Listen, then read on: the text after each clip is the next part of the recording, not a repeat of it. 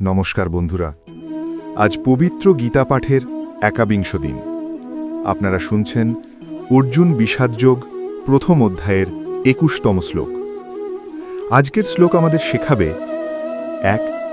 সিদ্ধান্ত নেওয়ার আগে দেখা কতটা গুরুত্বপূর্ণ এবং কেন পরিষ্কার দৃষ্টিভঙ্গি ছাড়া কোনো সিদ্ধান্ত সম্পূর্ণ হয় না। শ্লোক পাঠ। অর্জুন ইবাচ সেনয়োরুভয়োর মধ্যে রথম স্থাপয়মেচ্যুত। সহজ অর্থ। অর্জুন বললেন, হে অচ্যুত অর্থাৎ শ্রীকৃষ্ণ, আমার রথটি দুই সেনাবাহিনীর মাঝখানে স্থাপন করুন। গভীর ব্যাখ্যা। এই অনুরোধটি খুব সাধারণ মনে হলেও এর মধ্যে লুকিয়ে আছে গভীর বোধ। অর্জুন যুদ্ধ শুরু করার আগে পরিস্থিতিকে স্পষ্টভাবে দেখতে চান। তিনি তাড়াহুড়ো করছেন না, তিনি আবেগে ভেসে যাচ্ছেন না। তিনি বলছেন, আমি আগে সবকিছু সামনে থেকে দেখব, তারপর সিদ্ধান্ত নেব। দেখা বনাম না দেখে সিদ্ধান্ত। আমরা অনেক সময় না দেখে না বুঝে শুধু আবেগেই সিদ্ধান্ত নিয়ে ফেলি। যেমন রাগের মাথায় কথা বলা, হঠাৎ চাকরি ছেড়ে দেওয়া, সম্পর্ক ভেঙে ফেলা। পরে আমরা বুঝি সিদ্ধান্তটা সম্পূর্ণ ছিল না। বাস্তব জীবনের উদাহরণ।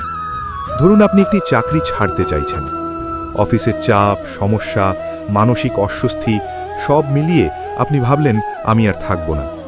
কিন্তু যদি আপনি একটু থামতেন এবং নিজেকে প্রশ্ন করতেন, আমার পরের প্ল্যান কি, এই সিদ্ধান্তের প্রভাব কি হবে, আমি কি সব দিক বিবেচনা করেছি, তাহলে হয়তো আপনার সিদ্ধান্ত আরও শক্ত হতো। অর্জুনের মানসিকতা। অর্জুন যুদ্ধের আগে শুধু লড়াই করতে চান না, তিনি বুঝতে চান যে আমি কার বিরুদ্ধে দাঁড়াচ্ছি। এই বোঝাপড়া থেকেই তার ভিতরের প্রশ্ন শুরু হবে এবং সেখান থেকেই গীতার জ্ঞান প্রবাহ শুরু হবে। গভীর উপলব্ধি। জীবনে অনেক সময় আমরা সিদ্ধান্ত নেওয়ার জন্য খুব তাড়াহুড়ো করি, কিন্তু থেমে দেখা, বোঝা, বিশ্লেষণ করা, এগুলোই আমাদের সঠিক পথে নিয়ে যায়। আজকের শিক্ষা। বড় সিদ্ধান্ত নেওয়ার আগে নিজেকে সময় দিন।